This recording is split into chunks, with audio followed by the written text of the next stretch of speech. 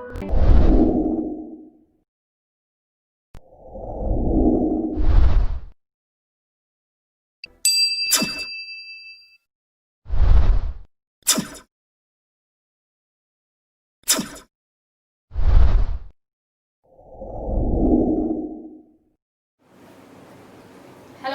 Good evening.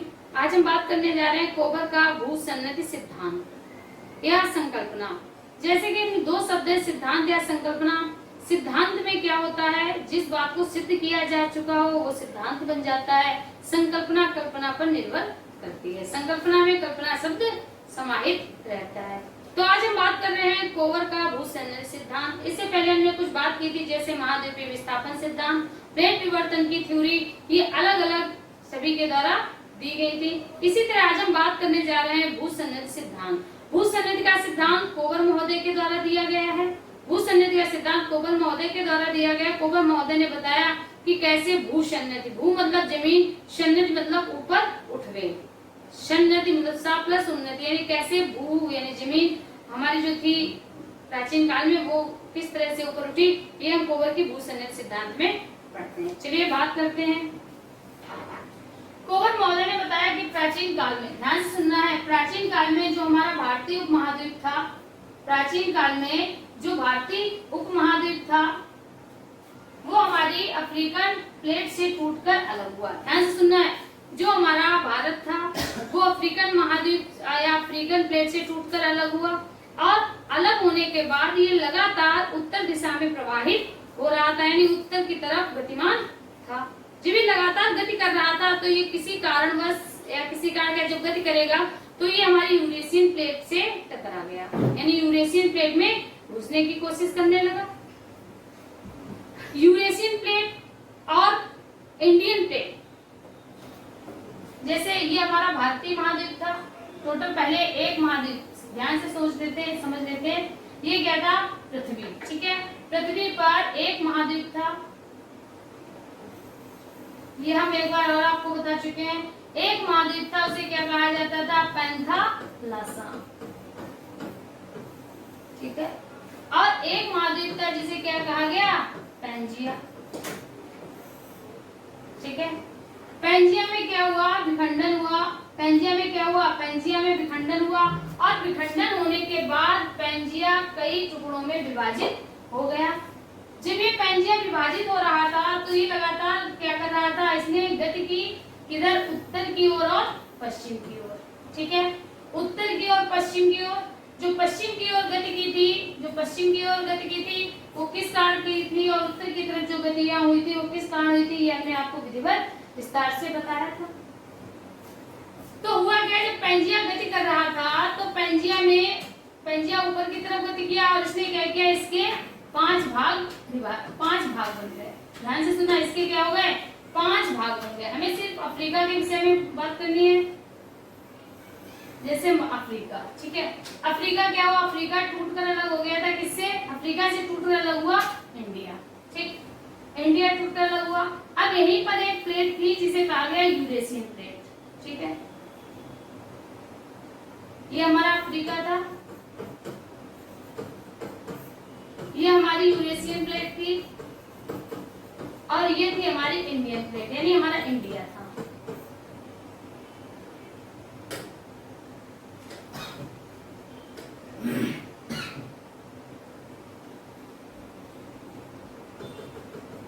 और इसके बीच में क्या था, इसके बीच में जल प्रवाहित हो रहा था। ठीक है, जब ये टूटा तो पैंथालासा क्या हुआ, पैंथालासा सिकुड़ गया और बीच में क्या हुआ, जल भर गया। ये जो जल हमको दिख रहा है इसी को कहा गया था टेथिस सागर। क्या कहा गया था, टेथिस सागर। ठीक है, यानी यूरेशियन प्लेट और इंडियन प्लेट के बीच में, यूरेशियन प्लेट और इंडियन के बीच में एक छिछला सागर था, एक छिछला सागर था जिसे क्या कहा गया, टेथिस सागर कहा गया। ठीक है, अब समझ में आ गया होगा। यानी यूरेशियन प्लेट अगर हम बात करें, ये हमारा, अगर हम मान लेते हैं ये हमारा यूरेशिया है। अब इसे साफ करते हैं तो कोई इसका मतलब रहा नहीं।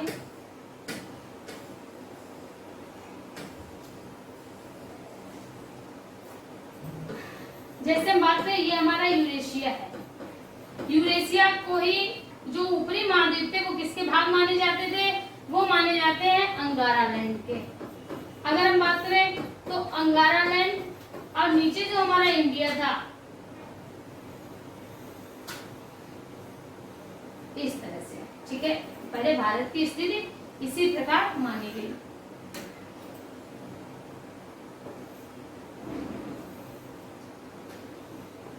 ठीक है, इस तरह से था। और इस भाग में क्या था? जल था। इस भाग में क्या था? जल बह रहा था। ठीक है, इस तरह से था। अब ये हमको दिख रहा होगा एक छिछला सागर। ये क्या था? ये छिछला सागर था, जिसे क्या कहा गया? टेथिस सागर। ठीक है, जो हमारा भारतीय महाद्वीप था, यानी जो हमारा भारत था, ये अफ्रीका से टूट कर अलग हुआ था। अफ्रीका नीचे का हिस्सा था। नीचे का हिस्सा क्या कहलाया? गोंडवाना लैंड। ठीक है, तो ये हमारा क्या था? गोंडवाना लैंड। यानी इसीलिए हमने कहीं कहीं पढ़ा होगा या कभी कभी सुना होगा कहीं कहीं कि अंगारा लैंड और गोंडवाना लैंड के बीच एक सागर था, छिछला सागर, जिस सागर को टेथिस सागर कहा जाता था। जिस सागर को टेथिस सागर कहा जाता था। अतीत काल में यानी प्राचीन काल में यूरेशिया में भी अगर हम बात करें, यानी अंगारा लैंड से हजारों नदियां आती थी और अपना जल इसी टेथिस सागर में गिराती थी।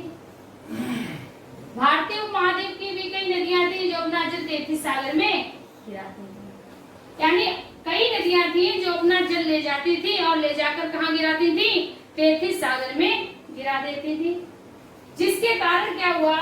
जो ये सागर था, सागर की तली नीचे की तरफ बढ़ गई। जो सागर की तली थी, बता रहे हैं आपको कैसे। जो हमारी सागर की तली थी, सागर की तली इस तरह से हो गई, इस तरह से।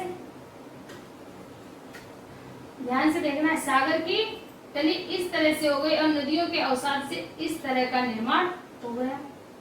यानी जो इसका तट था वो कैसा हो गया? वो कम हो गया। और जो नदियां थी, नदियों ने जो अवसाद बनाया, अवसाद के कारण इसका तल जो था वो धीरे धीरे भरने लगा। तल क्या हो गया? धीरे धीरे भरने लगा, इस तरह से भरने लगा। अब जो हमारा टेथिस सागर था वो और छिछला हो गया। कहने का मतलब है तली भर गई। अब ये कम गहरा था, अब कम गहरा था, लेकिन नदियां क्या कर रही थी? लगातार अवसाद गिरा रही थी। ठीक है, तो हुआ क्या? जब इसका तल नीचे बढ़ गया, इस तरह से हो गया, ध्यान से देखना, इस तरह से हो गया, तो जो नीचे की चट्टान थी, नीचे की चट्टान में भी, अब चट्टान में लगातार क्या फोर्स पड़ रहा है, तो चट्टान भी कैसी हो गई? बलित हो गई। चट्टान कैसी हो गई? बलित हो गई। चट्टान क्या हो गई? चट्टान में वलय पड़ गया और बलित होने के बाद इसलिए कैसी हो गई? इसने इस तरह से रूप धारण कर लिया। जिस कारण जो हमारा नीचे का तल था वो क्या हो गया? वो भी बलित होकर जो मलबा था, यानी ये सब क्या था? ये अवसाद था ना। ये जो अवसाद था नीचे की तरफ था, ये जब वलय पड़ा, प्लेट में वलय पड़ा, चट्टान में वलय पड़ा, तो इसने इस तरह का रूप धारण कर लिया। जो जल था, जल आसपास बिखर गया और जो हमारी क्या कहते थे, जो टेथिस सागर था, टेथिस सागर ही बदल कर किसमें कन्वर्ट हो गया? हिमालय में। ये क्रिया 3 चरणों में चली, इसीलिए हिमालय की 3 चोटियों का विकास हुआ। क्लियर? ये जो विकास क्रम था ये 3 चरणों में चला था। कितने चरणों में? 3 चरणों में, इसीलिए 3 चोटियों का विकास हुआ इस तरह से। ठीक है, तो ये समझ में आ गया होगा। फिर से आप सुन लीजिए। प्रारंभ में जब हमारा भारत उपमहाद्वीप अफ्रीकन महाद्वीप से अलग हुआ, जो कि गोंडवाना लैंड का हिस्सा था, लगातार उत्तर की तरफ गति किया, तो गोंडवाना लैंड और अंगारा लैंड के बीच में एक सागर बहता था, जिस सागर को टेथिस सागर कहा जाता था। अतीत काल से कई नदियां आई और नदियां अपना जल टेथिस सागर में गिराती रही, जिस कारण उसका तल यानी तल भर गया। जब तल भर गया अवसाद के कारण, तो उसने चट्टान पर फोर्स लगाया, जिस कारण चट्टान में वलय पड़ गया और ये बलित होकर ऊपर की तरफ उठ गया। जो नीचे का भाग अवसाद के रूप में था, वही भाग ऊपर पहुंच गया, जिस कारण हमारे हिमालय पर्वत का निर्माण हो गया। बस यही कहा जाता है कोवर का भूसंगति सिद्धांत। इसी को एक और नाम दिया गया, इसी को कहा गया दूसरे नाम से टेथिस था ना, तो इसी को कहा गया टेथिस भूसन्नति सिद्धांत।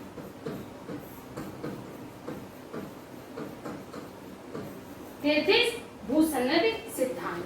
अब हम आपसे एक छोटी सी बात पूछेंगे। टेथिस भूसन्नति सिद्धांत को कई भूगोलवेत्ता है उन्होंने इसे स्वीकार नहीं किया। कारण क्या था? कारण वही था कि हमारे जो दक्षिण अमेरिका और उत्तर अमेरिका में भी दो बलित पर्वत पाए जा रहे थे, दो बलित पर्वत पाए जा रहे थे, एंडीज और रॉकीज। क्या वो भी इसी का परिणाम थे? नहीं, भले तो उनमें भी पड़ा था, लेकिन उनका निर्माण इस तरह से नहीं हुआ। इसीलिए कोवर का जो भूसंगति सिद्धांत था उसे वैज्ञानिक रूप से यानी बिल्कुल उसे ठीक नहीं माना गया।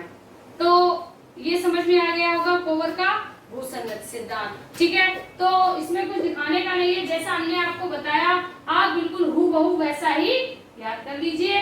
और याद करने की जरूरत नहीं, बस इतना याद रखना, दो लैंड थे, गोंगारा लैंड और गोंडवाना लैंड, इनके बीच में एक छिछला सागर था, उसकी तली दोनों लैंड के बीच यानी अंगारा लैंड और गोंडवाना लैंड के बीच में लगातार नदी अपना अवसाद गिरा रही थी, जिस कारण टेथिस सागर का तल भर गया और भरने के कारण इसने चट्टानों पर एक फोर्स लगाया, जिसके कारण चट्टान वलित हो गई। और वलित होने के कारण क्या हुआ, बड़े जब पड़ गया तो ये जितना भाग नीचे था उसी वो भाग उतना ही ऊपर उठ गया और हिमालय पर्वत में बदल गया। इस तरह हमारी हिमालय पर्वत की रचना हुई। तो हिमालय पर्वत कैसा पर्वत है? हिमालय पर्वत एक वलित पर्वत है। हिमालय पर्वत एक वलित पर्वत है।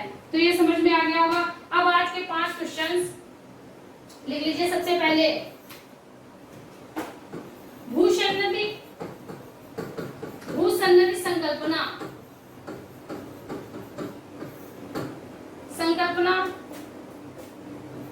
किसने दी?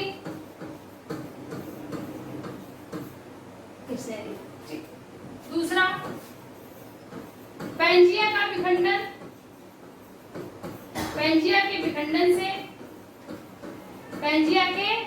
विखंडन से कौन से दो भूभाग बने? कौन से दो भूभाग बने?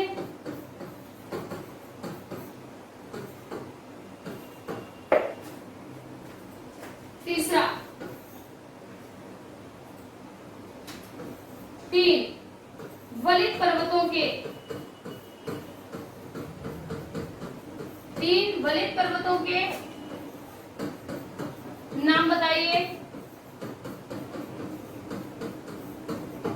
3 वलित पर्वतों के नाम बताइए। चौथा क्वेश्चन, टेथिस सागर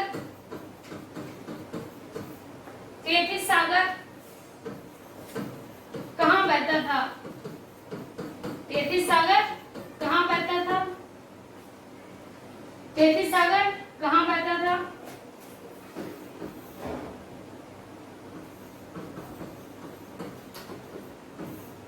इंडियन प्लेट किस प्लेट की तरफ,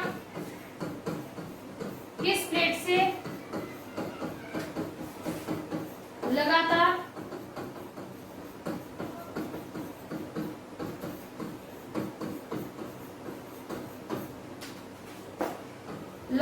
अवशोषित हो रही है? तो पहला क्वेश्चन है भूसन्निध संकल्पना किसने दी थी? पहला क्वेश्चन। दूसरा, पैंजिया के विखंडन से कौन से दो भूभाग बने? ठीक है। तीसरा क्वेश्चन, 3 वलित पर्वतों के नाम बताइए। वलित पर्वत जो हमने इस टॉपिक में आपको पढ़ाते समय बताए होंगे, 3 वलित पर्वतों के नाम बताने हैं आपको। टेथिस सागर कहाँ बहता था? जो टेथिस सागर था वो कहाँ बहता था, इसको बताना है आपको। फिर लास्ट क्वेश्चन है, इंडियन प्लेट किस प्लेट से लगातार अंशरित हो रही है? इसको थोड़ा और बढ़ा लो।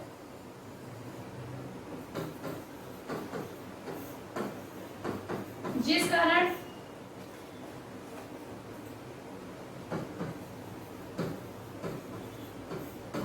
भूकंप के तीव्र झटके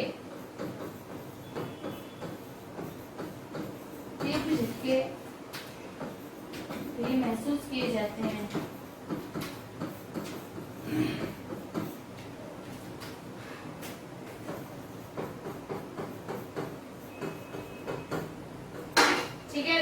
कोहर की भूसंनिधि का सिद्धांत। तो कल फिर से 8 बजे लाइव आना नहीं भूलिएगा, ठीक है। इसके आगे आपके क्वेश्चंस की सीरीज चलेगी, जैसे हमने आपको बताया वैसी ही चलती रहेगी। Okay, bye bye, good night.